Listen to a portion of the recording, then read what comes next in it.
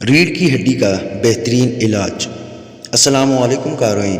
ریڑھ کی ہڈی جسم میں وہ سب سے بڑی اور سب سے مضبوط ہڈی ہے جس پر جسم کی دوسری ہڈیوں اور ڈھانچے کا دار و مدار ہوتا ہے۔ حقیقتاً یہ ایک ہڈی نہیں ہوتی بلکہ ہڈیوں کا ایک سلسلہ ہوتا ہے۔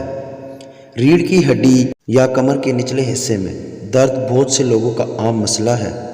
عام طور پر یہ درد پسلی سے نیچے شروع ہوتا ہے اور نیچے تک پھیلتا ہوا محسوس ہوتا ہے جو کہ کافی تکلیف دہ ہوتا ہے۔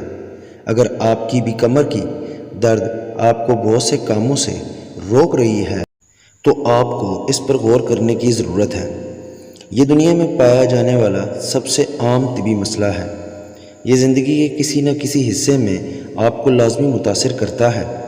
اب یہ گھر یا دفتر میں کسی کام کے دوران جھٹکا آنے کے نتیجہ ہو، کوئی پرانی چوٹ ہو، جوڑوں کے امراض، کمر درد کی متعدد وجوہات ہو سکتی ہیں۔ ناظرین، جو نسخہ میں آپ کو بتانے جا رہا ہوں یہ آزمودہ اور بہت ہی مجرب ہے۔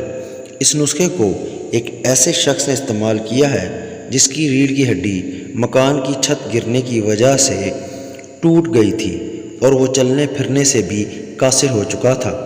بقول اس کے چند ہی ہفتوں میں اس نسخے کے استعمال سے نہ صرف ٹھیک ہو گیا بلکہ چلنے پھرنے کے قابل بھی ہو گیا۔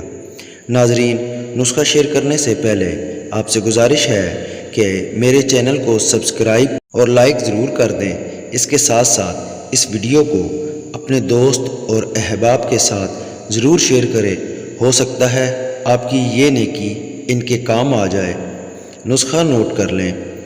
اول شافی: ناریل 1 پاؤ، بادام دیسی 1 پاؤ، کشمش 1 پاؤ، چھک جسے کھٹی مل بھی کہتے ہیں یہ ایک جڑی بوٹی ہوتی ہے 1 چٹکی، اور تازہ خالص دودھ 1 کلو۔ ترکیب: سب سے پہلے ناریل اور دیسی بادام کو گرائنڈ کر لیں، پھر اس میں کشمش ڈال کر اس کو بھی گرائنڈ کر لیں۔ اب چھک کو باریک پیس کر گرائنڈ کی ہوئی تینوں چیزوں میں مکس کر لیں، پھر ان چاروں اجزاء کو دودھ میں اچھی طرح پکا لیں۔ ساتھ ساتھ چمچ چلاتے رہیں۔ جب دودھ خشک ہو جائے تو یہ نسخہ تیار ہو جائے گا۔ روزانہ صبح ناشتے سے 2 گھنٹہ پہلے 4 چمچ کھا لیں، انشاءاللہ بہت فائدہ ہوگا۔ اگر آپ لوگوں کو میری یہ ویڈیو پسند آئی تو اس کو لائک ضرور کیجئے۔ آپ کا بہت بہت شکریہ۔